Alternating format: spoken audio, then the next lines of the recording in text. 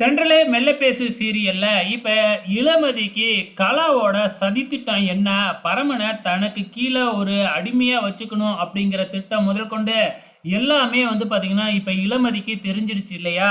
இருந்தாலும் இளமதி இத கேட்டு கோவப்பட்டாலும், கலா முன்னாடி பார்த்தீங்கன்னா, எதுவுமே தெரியாத மாதிரி தான் நடிக்கிறாங்க. அதுக்கப்புறம் உள்ளார போயிட்டு அந்த சேட்டு பார்த்தீங்கன்னா, குடுத்த பணம்லாம் கள்ள நோட்டுங்கிறாப்ல அப்படின்னு சொல்லி அழுது ஒரு ஆக்டிங்க போட்டு வச்சிருந்த மொபைலையும் எடுத்துக்கிட்டு வந்துருது.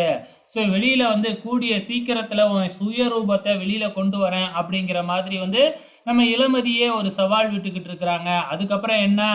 இந்த விஷயத்த எல்லாமே நர்மதா கிட்ட சொல்றாங்க. இப்பொழுதைக்கு இந்த விஷயத்த பரமகிட்ட நம்ம சொல்ல வேணாம் அப்படின்னு டிசைட் பண்ணிடுறாங்க.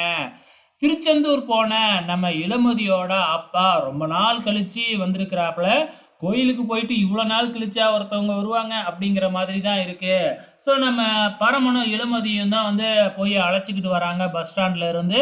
வழக்கம் போல நம்ம பரம இளமதியோட அப்பா பெருசுன்னு கூப்பிடுறாரு. உடனே இளமதி, என்ன இன்னும் பெருசு? அதான் மாமாவாயிட்டார்ல, இனிமேக்கு மாமான்னு தான் கூப்பிடணும் அப்படின்னு இளமதியை வார்ன் பண்றாங்க.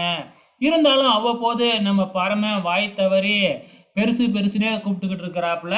ஸோ அதுக்கப்புறம் என்ன? இளமதியோட அப்பாவுக்கும் அம்மாவுக்கும் நாளைக்கு கல்யாண நாள் அப்படிங்கிறது தெரிய வருது. உடனே பெருசா செலிப்ரேட் பண்ணணும் அப்படின்னு சொல்லிட்டு நம்ம பரமனும் இளமதியும் அவங்களுக்கு ட்ரெஸ் எடுக்கிறதுக்காக ஒரு துணி கடைக்கு போயிருக்கிறாங்க. அங்க போற வழியில உன் கைய பிடிச்சு கோத்துக்கிட்டு நடக்கணும்னு ஆசையா இருக்கு அப்படின்னு பரமன் சொல்ல, அதெல்லாம் கல்யாணத்துக்கு அப்புறம் தான் அப்படின்னு சொல்றாப்புல. ஆனா கடையில ரிஷி இருக்கிறாப்புல.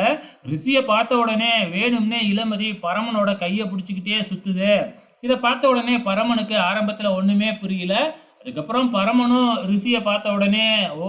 இதுதானா விஷயம்" அப்படின்னு சொல்லி, "நமக்கும் ஒரு சந்தர்ப்பம் கிடைச்சிருச்சுடா" அப்படின்னு சொல்லிட்டு, நம்ம போற இடம்லாம் இந்த ரிஷி வந்தா எனக்கும் நல்லா இருக்கும் அப்படின்னு டயலாக் அடிச்சுக்கிட்டு இருக்கிறாப்புல. அவ்வப்போது நம்ம இளமதி ரிஷிய வச்சு ஓட்டிக்கிட்டு இருக்கிறாங்க. ஸோ இதோட இன்னி எபிசோடு முடிஞ்சிருச்சு. வெயிட் பண்ணி பார்க்கலாம் அப்கமிங்ல என்ன நடக்க போகுதுன்னு.